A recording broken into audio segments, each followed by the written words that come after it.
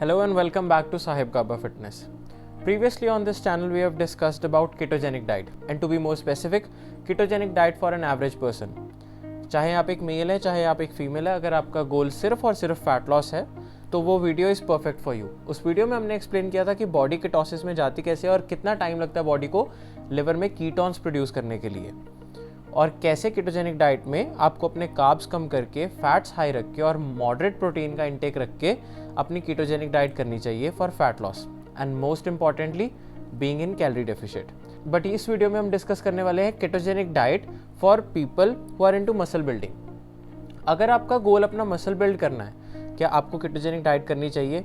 और अगर आपका गोल फैट लॉस है और आपकी बॉडी में already some amount of muscle mass है, तो क्या केटोजेनिक डाइट में आप मसल लूज कर जाएंगे?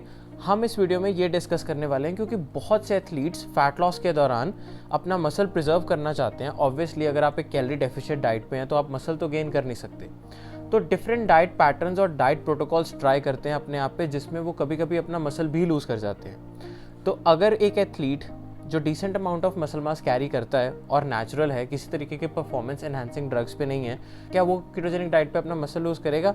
आइए let's get into science and let's find out कि केटोजेनिक डाइट पे आप अपना मसल लूज करते हैं कि नहीं, और क्या केटोजेनिक डाइट पे आप अपना मसल बिल्ड कर सकते हैं कि नहीं। So don't go anywhere, we will be back. So before we start with today's topic, मैं एक चीज़ क्लियर करना चाहता हूँ कि फैट लॉस पे we have done a series of videos, और इससे पहले हम एक और डाइट पैटर्न डिस्कस कर चुके हैं for muscle gaining as well as for fat loss, which is carb cycling, and I tell you what, that is my favourite diet pattern. So अगर आपने वो वीडियोस अभी तक नहीं देखी, the link is in the description. I would request you कि आप इस वीडियो के बाद वो वीडियो देखें। तो चलिए डिस्कस करते हैं पहला सिनेरियो कि अगर कोई एथलीट जो decent amount of muscle mass carry करता है, अगर वो केटोजेनिक डाइट में जाता है तो वो अपना मसल लॉस करता है कि नहीं।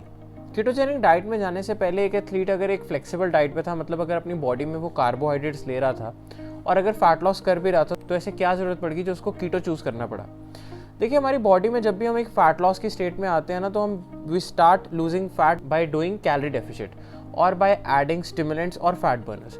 तो अगर एक एथलीट 100 का डेफिशिएट क्रिएट करता है, फिर धीरे धीरे 200 का डेफिशिएट क्रिएट करता है अपनी नॉर्मल डाइट पे, जहाँ पे वो कार्ब्स ले रहा था, तो एक पॉइंट ऐसा आ जाता है जहाँ उसको रिजल्ट आना बंद हो जाता है। उस टाइम पे उसको अपनी बॉडी में कुछ फैट बर्नर्स या कुछ ऐसे इंग्रेडिएंट्स इंट्रोड्यूस करने पड़ते हैं ताकि वो फैट बर्निंग का प्रोसेस फिर से चल पड़े, या फिर उसे अपनी एक्टिविटी लेवल बढ़ाना पड़ता है। या एक और तरीका है, आप अपना डाइट पैटर्न चेंज कर लो। तो उस टाइम पे अगर आप कीटो अपने डाइट में कंसिडर कर रहे हैं टू लूज फैट, तो अभी तक ऐसा क्या हो रहा था और अब ऐसा क्या हो जाएगा कीटो में आके कि आप फैट लॉस करने लग जाओगे। देखो, अगर आप 200 के भी डेफिशिएट में हो, मतलब अगर आप 2400 कैलोरीज का इंटेक करते हो और 2600 कैलोरीज बर्न करते हो, तो 200 का डेफिशिएट तो है ही है। अगर आप 200 के डेफिशिएट पे हो और अगर आप एक फ्लेक्सिबल डाइट पे हो, तो आपकी बॉडी में क्या चलता है? जैसे ही आपकी बॉडी में कार्ब्स जाते हैं, फैट्स जाता है, प्रोटीन जाता है, तो वो 2400 कैलोरीज जा रही है और आप 2600 कैलोरीज बर्न कर रहे हो, तो वो जो 200 कैलोरीज का आप डेफिशिएट क्रिएट कर रहे हो, वो 200 कैलोरीज आपको कहाँ से मिल रही है? हमने ये चीज़ पहले भी डिस्कस की हुई है कि वो 200 कैलोरीज आपको अपनी स्टोर्ड एनर्जी से मिल रही है, राइट।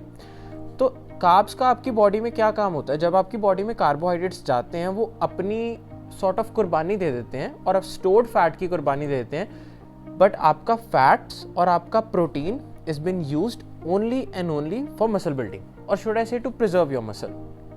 ठीक है, तो अगर आप एक कैलोरी डेफिशिएट डाइट पे हो और एक फ्लेक्सिबल डाइट पे हो जहाँ पे आपकी बॉडी में कार्ब्स है, तो उस पॉइंट पे जो डेफिशिएट आप क्रिएट करते हो वो स्टोर्ड फैट से यूज होता है। बट कीटोजेनिक डाइट में ऐसा नहीं होता।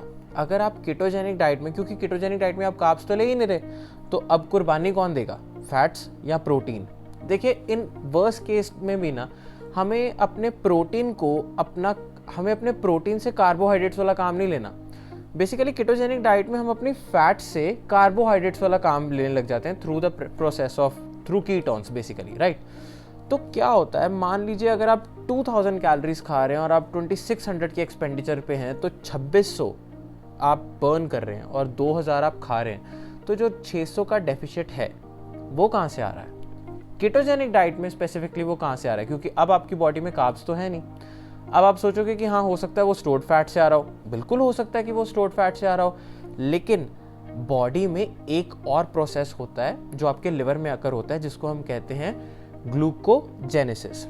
अब ये क्या होता है, your body is very smart. उसको समझ में आता है कि ये बंदा स्ट्रेंथ ट्रेनिंग करता है, और स्ट्रेंथ ट्रेनिंग में ग्लूकोज बहुत ज़रूरी होता है, क्योंकि आप अपने 1 रेप परफॉर्म करते हो, आप हैवी वेट लिफ्ट करते हो, आप नॉर्मल कार्डियो एक्टिविटी में नहीं हो।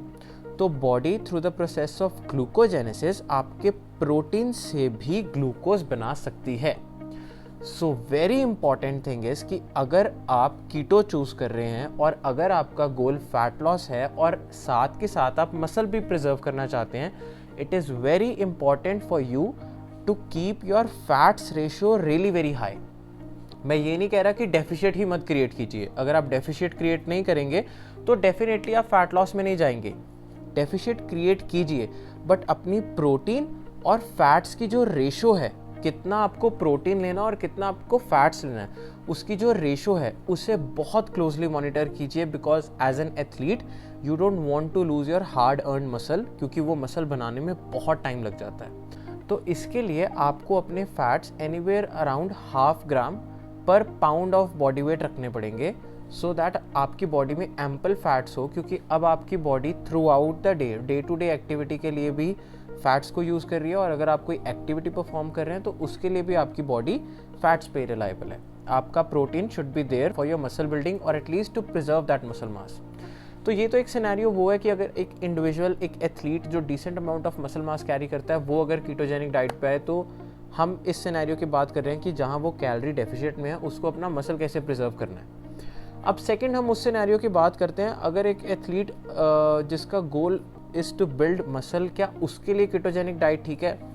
सो फर्स्ट ऑफ ऑल मैं पर्सनल लेवल पे एक चीज़ रिकमेंड करता हूँ कि ketogenic diet for muscle building करनी क्यों है। मतलब आप कैलोरी सरप्लस होना पड़ेगा आपको to gain muscle, until and unless you are on some sort of drugs. तो हम उसकी बात नहीं कर रहे, हम बात कर रहे हैं एक एवरेज इंडिविजुअल की, ठीक है। तो आपको अगर मसल गेन करना है तो you require a lot of nutrients, a lot of ingredients, and you have to train really dirty. मतलब एवरी रेप काउंट्स, हर रेप पे आपके हाथ शेक होने चाहिए। You have to train very dirty. जब नेचुरली आपको मसल गेन करना होता है, I am not discouraging anyone to take any sort of drugs, but I know this game, been into this game from a very long time, and I know it takes lot of hard work to get to some point and to gain some muscle. So as of my recommendation, मैं किसी को भी recommend नहीं करूँगा कि ketogenic diet पे आप अपना मसल बिल्ड करो, ठीक है। आप अपना अच्छा कार्ब साइक्लिंग कर सकते हैं, एक फ्लेक्सिबल डाइट पे स्लाइट सरप्लस और good amount of protein intake से भी अपना बहुत अच्छा मसल मास एड ऑन अपने फ्रेम में कर सकते हैं। पर स्टिल साइंस क्या कहती है आइए जानते हैं। सो मैं तो इस चीज़ के फेवर में नहीं हूँ कि ऐसा करना चाहिए, बट साइंटिफिकली ये प्रूवन है कि जो लोग कीटोजेनिक डाइट पे होते हैं, अगर वो कैलोरी सरप्लस हैं, अगर वो अच्छे अमाउंट ऑफ फैट्स ले रहे हैं, और अगर वो अच्छे अमाउंट ऑफ प्रोटीन ले रहे हैं और सरप्लस में और अच्छी ट्रेनिंग कर रहे हैं, तो वो मसल गेन कर सकते हैं। अब एक सिनेरियो ये है कि मैं इसे क्यों नहीं रिकमेंड करता, क्योंकि मैंने एक चीज़ अपने आप में नोटिस की है कि बॉडी को कीटोसिस की स्टेट में जाने में 3 से 4 दिन लग जाते हैं। अगर मैं ट्रेन करूं कार्ब्स छोड़ के, तो 3 से 4 दिन में नॉर्मली मेरी बॉडी कीटोसिस में चले जाती है, जो मैंने पाया, ठीक है। उसके बाद it is a little bit of struggle for my body to produce ketones, and then उस कीटोन से एनर्जी बनती है, फैट को ब्रेक डाउन करके एक प्रोसेस चलता है, और उसके बाद मैं उस एनर्जी को जिम में यूटिलाइज करता हूँ। वेयरएज इससे पहले मैं सिंपली कार्बोहाइड्रेट्स खाता था और उस एनर्जी को जिम में यूटिलाइज करता था, ठीक है।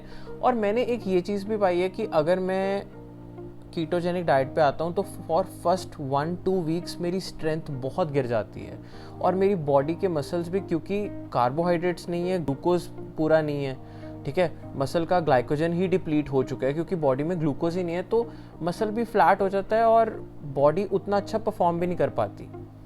पर एक स्टडी हुई थी जिसमें एक ग्रुप लिया गया था, group of 12 people who they all were on a flexible diet, और उनमें से 6 लोगों को लिया गया था और कीटोजेनिक डाइट पर डाल दिया था।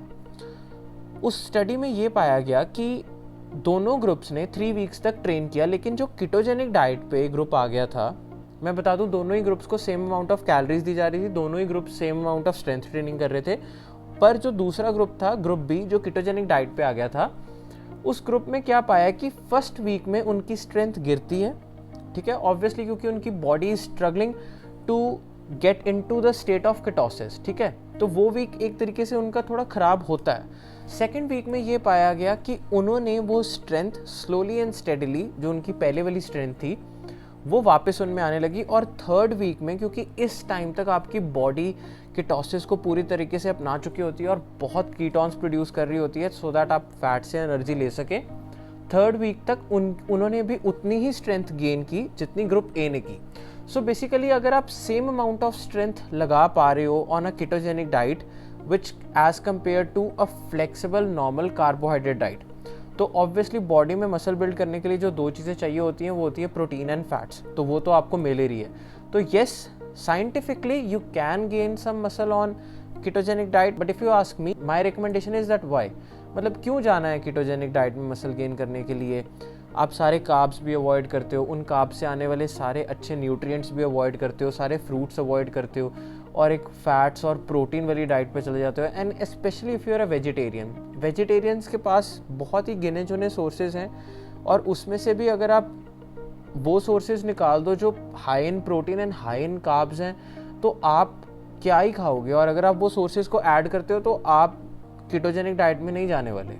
अगर आप अपनी पल्सेस ऐड करते हो या सोया चंक्स ऐड करते हो तो या न्यूट्री ऐड करते हो, these things come with a lot of carbohydrate as well. तो वेजिटेरियंस को तो वैसे ही बहुत मुश्किल है। So if your goal is to build muscle, मैं बिल्कुल रिकमेंड नहीं करूँगा। ऐसा नहीं है that the hardest way is always the right way.